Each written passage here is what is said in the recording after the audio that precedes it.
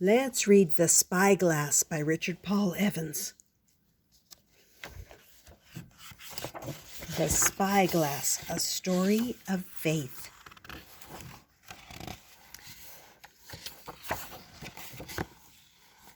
Once there was a great kingdom. This kingdom was known throughout all lands for its splendor, its magnificent buildings, its great terraced gardens, and bountiful farms.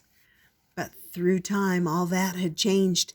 Now, the once great buildings were falling down and in need of much repair.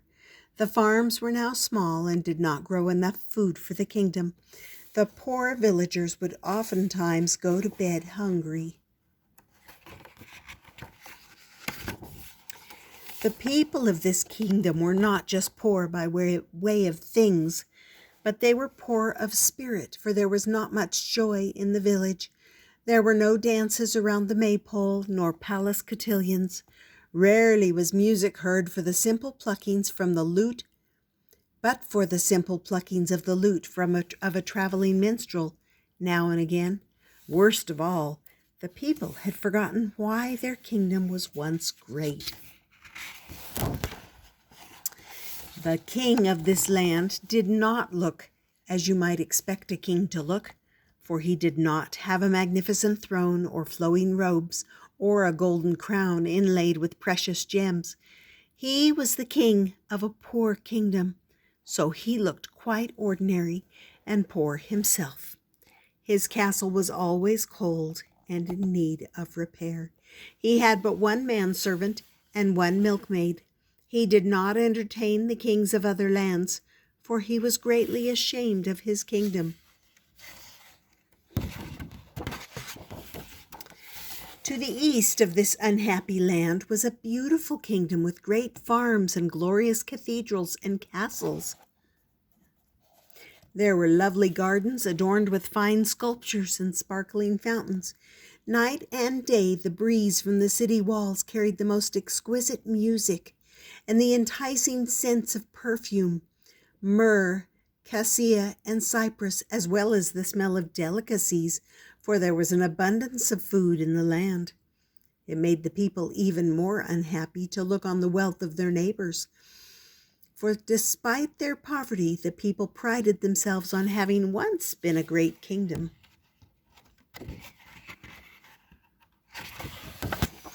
The king did not often leave his castle, for he was weary of the complaints of his subjects. One day, as he sat down to a meager dinner of bread, a slab of cheese, and boiled mutton, there came a knock at the castle door. The king's servant opened the door to find an old man with a large oak walking stick. The man wore a cap and a girdle and a coarse woolen tunic. A large cloak of skins was draped over his shoulders. He was carrying a leather canister which hung from his shoulder by rawhide thongs. "Hail," said the old man. "I am but passing through your kingdom to the village to the east. I am looking for an inn to spend the night." The servant frowned.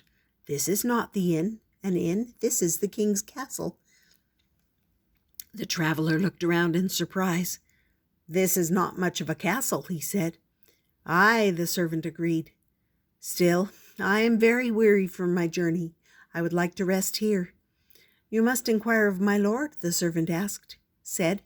Lead me to him," said the old man. The servant led the old man down a dark, cold hallway to the king's dining room. The king looked up from his meal as the man entered. "You are the king of this land?" the old man asked. "I am," the king replied. "You do not look like a king." The king frowned. "I am the king of a poor kingdom. Our farms do not grow. Our buildings are falling down, and my people weary me day and night with their complaints. We were once a great kingdom, but all that has changed."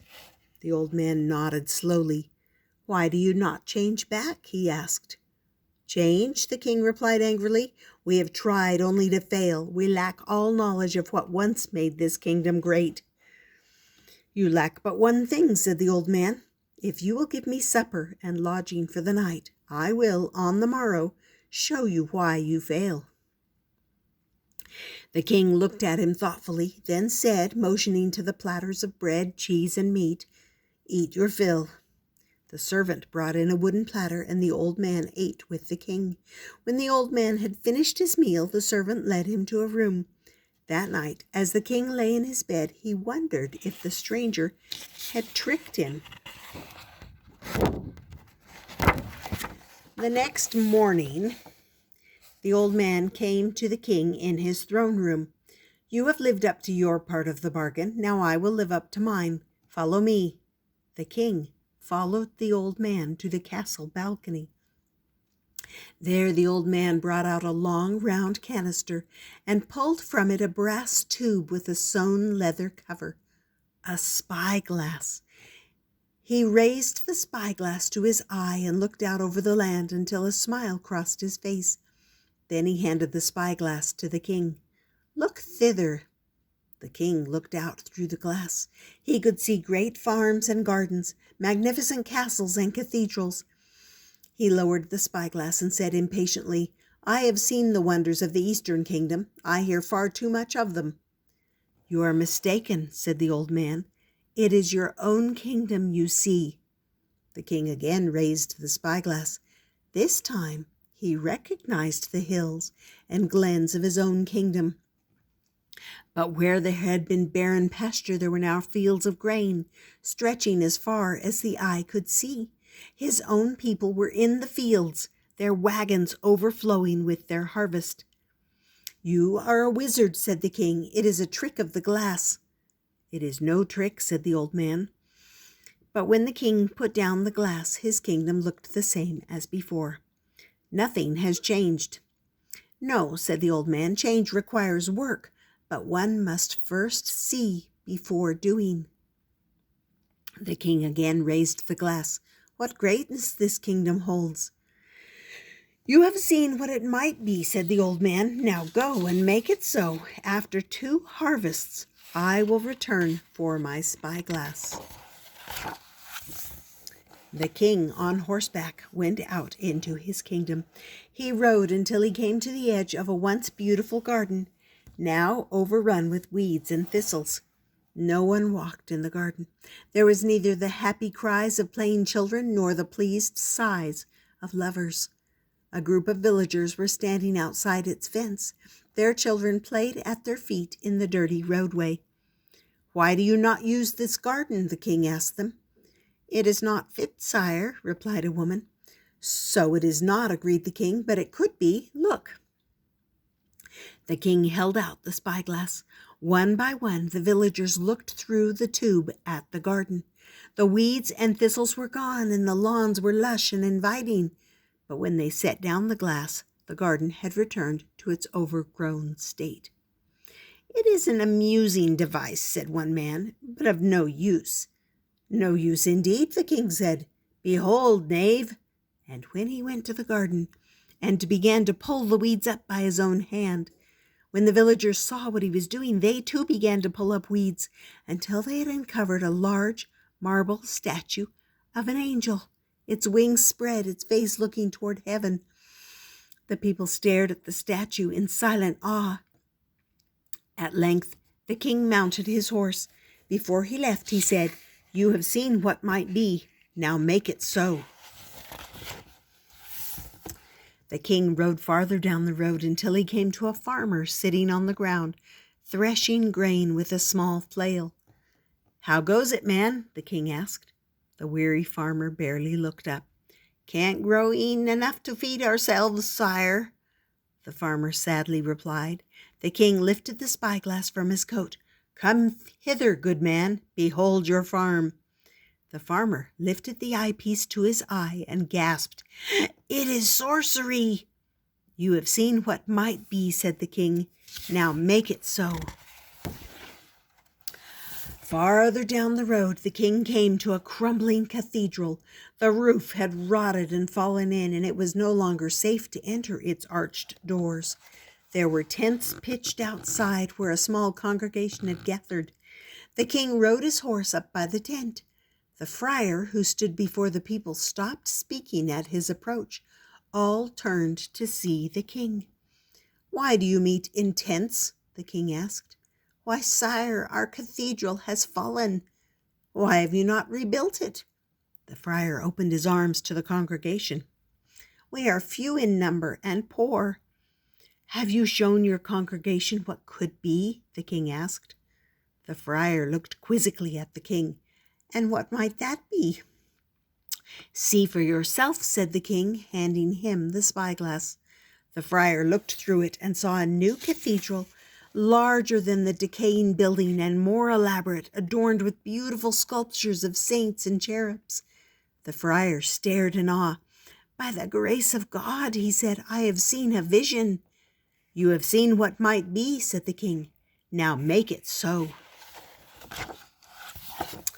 Day by day the king went out until he had visited all the people of his kingdom and shown them what might be.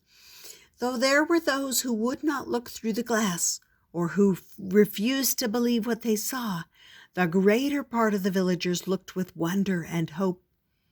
That same year there was a plentiful harvest, and the farmers filled their wagons and barns with grain. But not just the farmers prospered.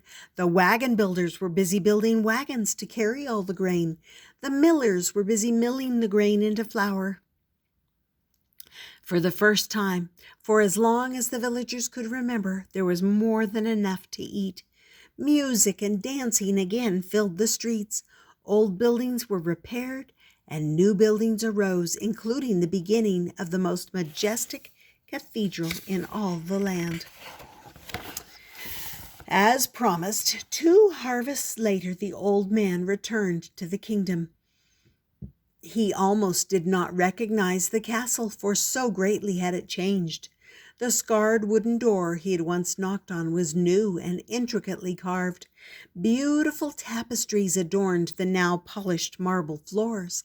The castle's once cold chambers were warmed with heat and music, and the king was attended to by a bevy of servants and maids. The king, dressed in lavish robes of fur and silk, warmly welcomed the old man. "My friend," he said, "I have awaited your return. Look what prosperity your spyglass has brought my people. Let us make merry and prepare a great feast in your honor." The old man smiled. "You have done well," he said, "but I cannot tarry. I have only come for my spyglass. Then I will be on my way." At this the king frowned.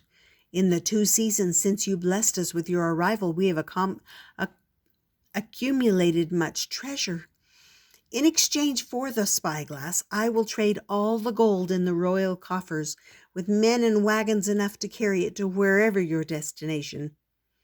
"You have spoken wisely," said the old man, "for the gift of the spyglass is worth more than all the gold in all the royal coffers all throughout the land.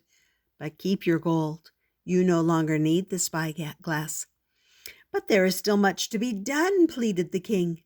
"Yes," said the old man, "but you no longer need the spyglass. You can see without it." "How is it possible?" asked the king. "The spyglass only showed you what could be if you believed, for it was only faith that you and your people lacked." The king shook his head in disbelief. "How can this be? Faith is foolishness." "So says the fool," the old man said. "Faith is the beginning of all journeys. It is by faith that the seed is planted. It is by faith that the foundation is dug. It is by faith that each book is penned and each song is written. Only with faith can we see that which is not, but can be. The eye of faith is greater than the natural eye, for the natural eye sees only a portion of truth. The eye of faith sees without bounds or limits." "I had not supposed," the king said. "That is why you once failed," said the old man. "Faith is why you now succeed." He placed his hand on the king's shoulder and said with a smile, "You have seen what might be. Now go and make it so." And though the old man and his spyglass were never again seen in the land, the kingdom continued to prosper and became again the great kingdom of old. Yet Despite their abundance of food, their beautiful buildings, their lush gardens, and majestic cathedrals, it was ever after said of that kingdom that their greatest treasure was their faith. And that's the end of The Spyglass. And I hope you enjoyed it, and I hope you subscribe and join me again soon.